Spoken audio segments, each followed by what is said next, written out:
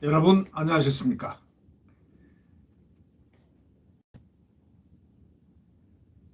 오늘 2월 2일 화요일입니다. 이 김대중 전 조선일보 상임고문 아주 유명한 칼럼니스트죠.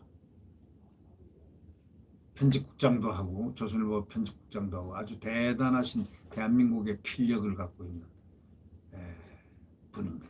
이분이 야권의 막장 드라마라는 그런 얘기를 썼는데 이분은 야권이 무조건 하고 단일을 하지 않으면 100배 패배한다. 100% 패배한다는 바로 그런 주장입니다. 바로 이 주장을 우리는 주장으로만 받아들이면 안 되고 그게 현실입니다. 이 내용을 중심으로 한번 여러분과 함께 공유를 하겠습니다.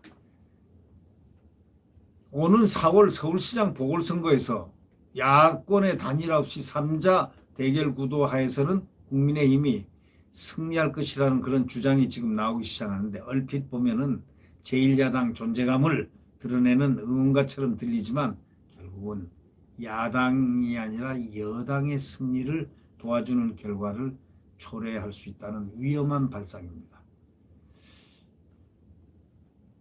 우리나라 선거 역사상 말이죠.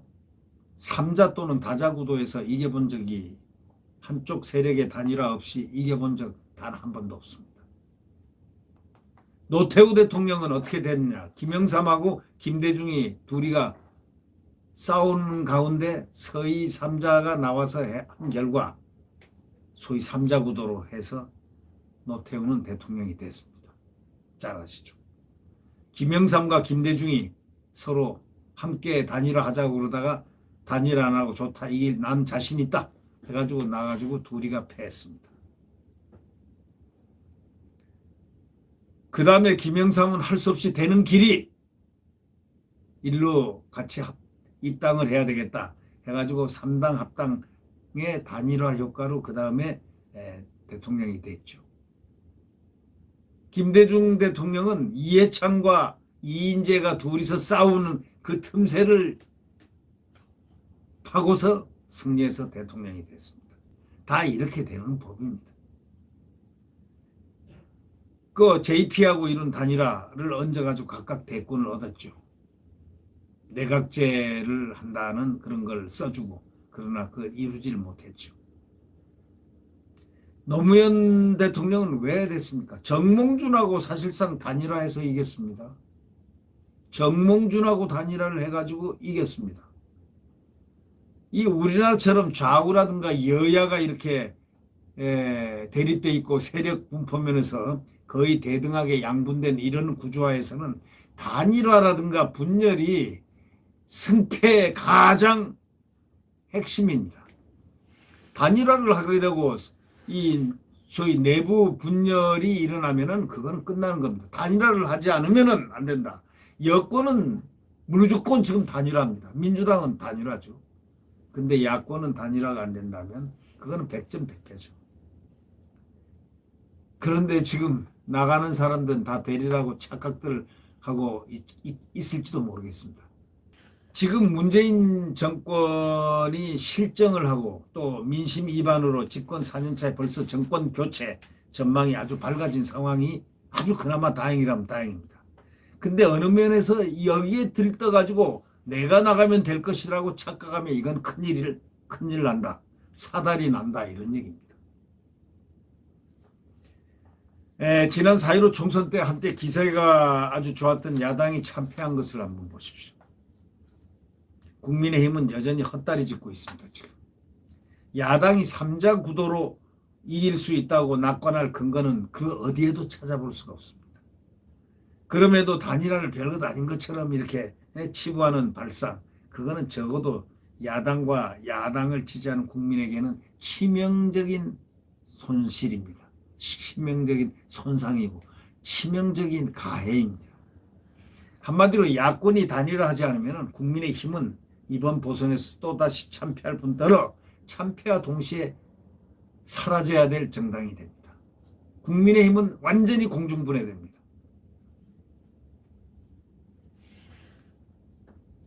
이들에게는 드루킹의 무기가 있지 않습니까? 단결의 무기가, 이 좌파들의 단결은 이건 무섭습니다. 안철수 씨가 여론조사에서 선두로 나선 것도 아주 확고하게 나선 안철수가 붕 떴는데, 이것도 우리가 엄밀히 따지면 뒤에서 이 드루킹 같은 공작이라든가 이런 걸 한 이 소위 이거는 누구도 이 지금 이 좌파들을 따라갈 수 없는 이 공작을 소위 말해서 SNS를 통해서 작전을 한다든가 여론 작전을 한다든가 하는 것은 그 누구도 따라갈 수 있겠습니까?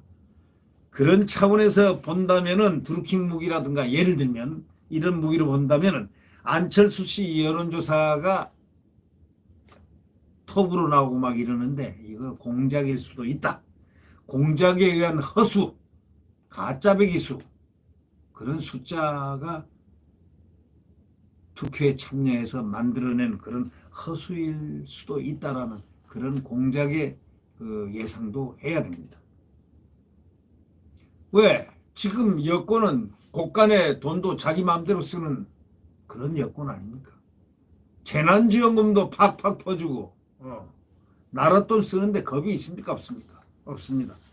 이 정권의 특색은 나라 돈 쓰는데 겁이 없다는 바로 그런 사실입니다. 바로 이 점에서 우리는 상당히 중요하게 생각해야 됩니다.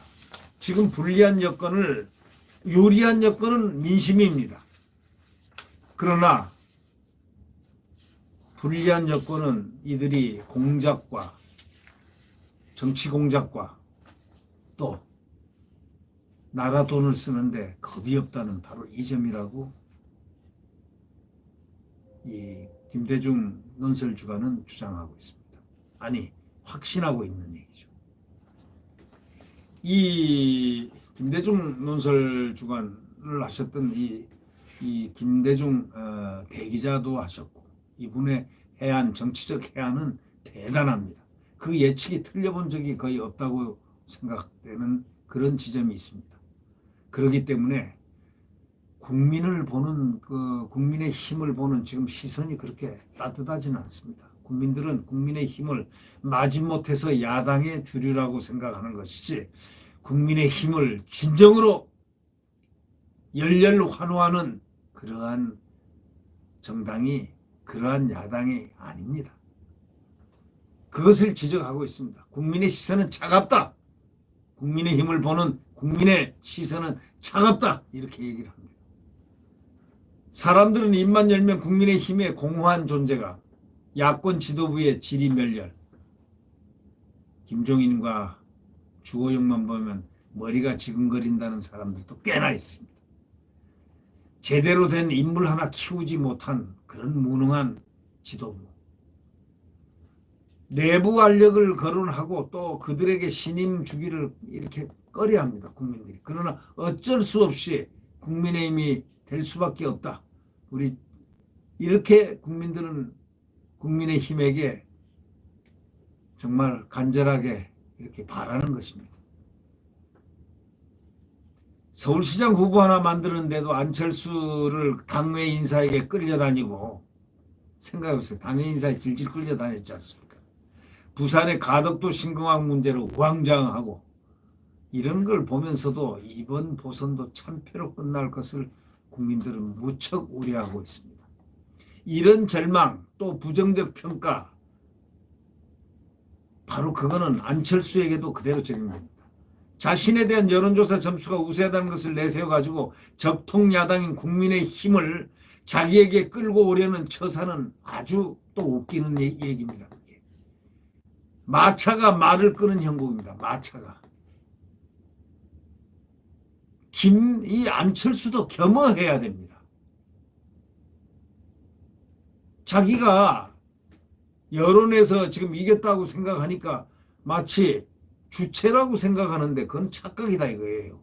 그게 지금 만들어진 허수인지 진수인지 그걸 누가 아느냐 이거예요. 이들의 정치 공작이 얼마나 대단하다는 것 드루킹에서 봤지 않느냐 이런 얘기죠. 이들을 SNS 만들어내는 대깨문들을 한번 보십시오. 예를 들어 그들은 국회의원도 만들어내고 그들이 소리 지르면은 안 됩니다. 될 게 안 되고 안 될 게 되고 이러는 것이 그들의 힘입니다. 그래서 이걸 안철수가 지금 혼자 좋아할 것이 아니다. 안철수는 마이너한 정당의 대표이기 때문에 우쭐 하지 말고 이 거대한 야당의 큰 줄기를 보고 겸허한 자세로 나가야 할 것이다. 마차가 말을 끌려하는 그런 행동을 보이면 안 된다.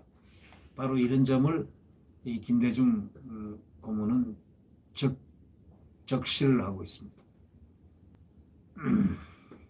이번 선거를 야권의 승리보다 문정권에 대한 국민의 심판으로 끌고 가야 한다는 그 자신의 주장과도 부합되지 않는 것. 안철수 씨 오히려 굉장히 자기는 말을 야권의 승리보다 문정권에 대한 국민 심판으로 끌고 가야 한다는 그 안철수의 주장, 그것이 허상이 되지 않으려면 안철수가 겸허해야 된다는 바로 그겁니다. 이번 선거를 야권의 승리보다 문정권에 대한 국민 심판이다 하고 자기가 캐치프레이즈를 걸었으니까, 그렇다면 자기가 희생할 각오를 하고 국민의힘과 야권이 전부 다 겸허한 자세로 N분지 1로 들어와야 된다, 이런 얘기입니다. 그러니까 안철수는 스스로 우선순위를 잘 가려해야 된다는 거죠. 자신이 서울시장 되는 것이 우선인가, 아니면 이번 보선을 문정권 심판에 둔다는 대의에 충실할 것인가를 안철수는 깊게 생각해 봐야 된다. 아니, 안철수뿐이 아니죠. 안철수가 더더욱이 깊게 생각하라, 이런 성찰하라, 이런 얘기가 이 김대중 고문의 얘기입니다. 결론적으로 이제 안 대표는 국민의힘 간판을 업어야 될 수밖에 없죠.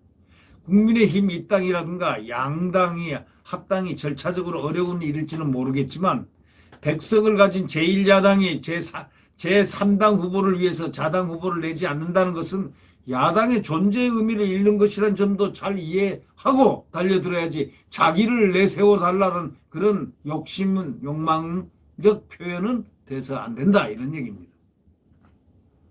국민의힘이 뽑은 그 후보와 자신이 결선을 치르자라는 주장은 야당의 100석을 가진 야당의 모욕적이 아닙니까?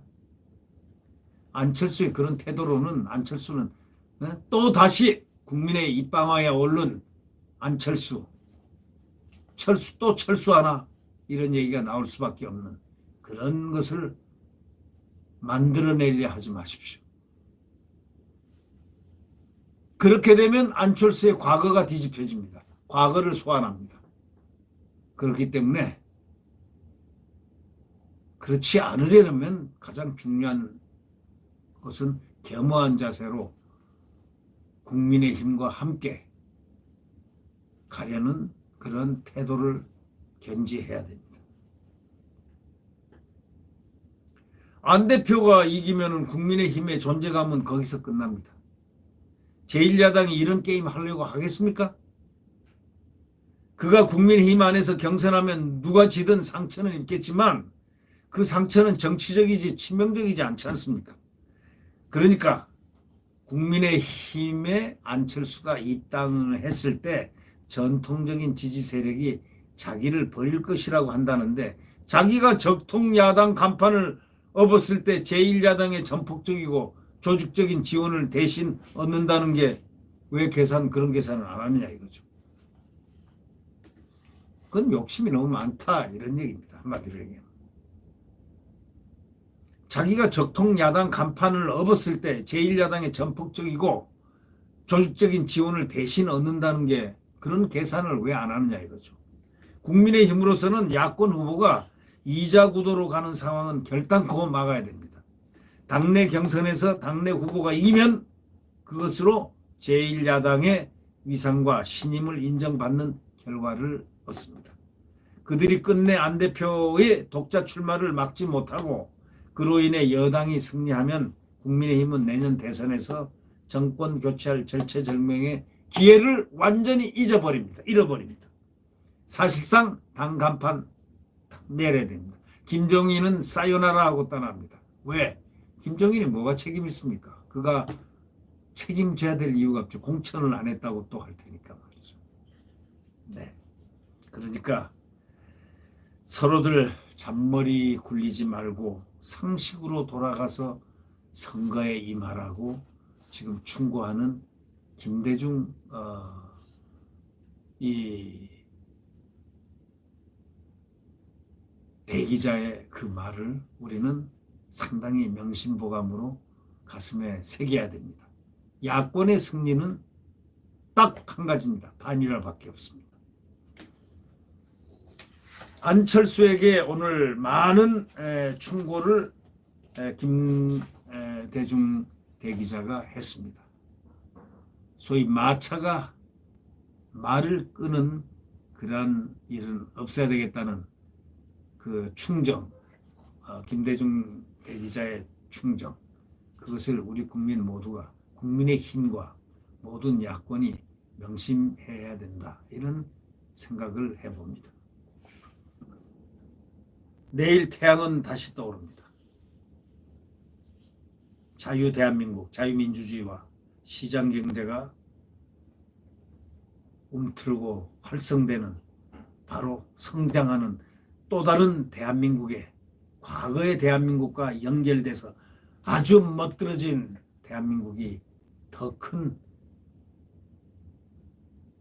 축복을 받는 그런 시간이 올 것으로 믿어 확신합니다.